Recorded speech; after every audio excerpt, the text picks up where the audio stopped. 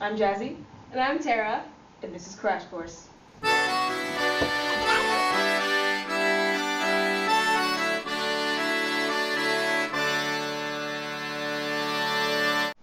Oil! Western nations first became interested in Iran when they found oil in 1908.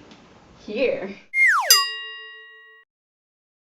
Since then, the U.S. hasn't intervened there until the 1950s when the U.S. became a world power. In 1963, Ayatollah Khomeini was exiled.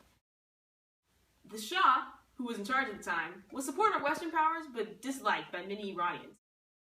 He responded violently to opposition protests against him.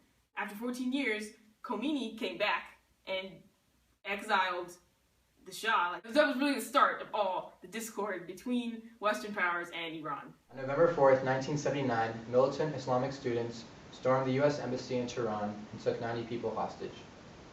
They demanded that Shah be extradited from the U.S. to Iran so he could be tried there. This followed lots of political tension in Iran. When the crisis occurred, Khomeini actually saw it as a way to increase his power, and he decided to speak out against these American den of spies, as he called them.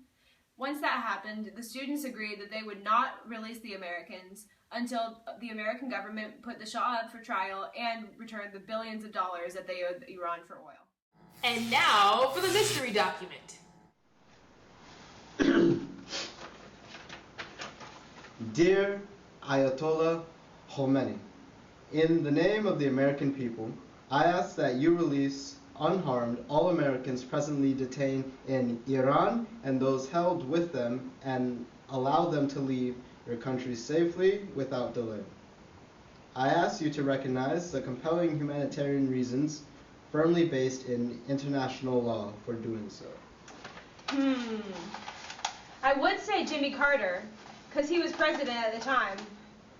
But then again, Carter did almost absolutely nothing during his presidency in order to help this crisis. So I'm going to have to go with Ronald Reagan, because he did release them right after he became inaugurated. No. Who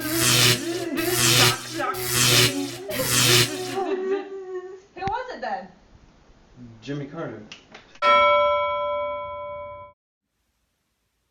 On January 1981, after 444 days in captivity, after months of media coverage, most coverage since World War II, after Carter's numerous last-minute efforts to free the hostages before the end of his term, and minutes after the inauguration of Ronald Reagan, the hostages were freed.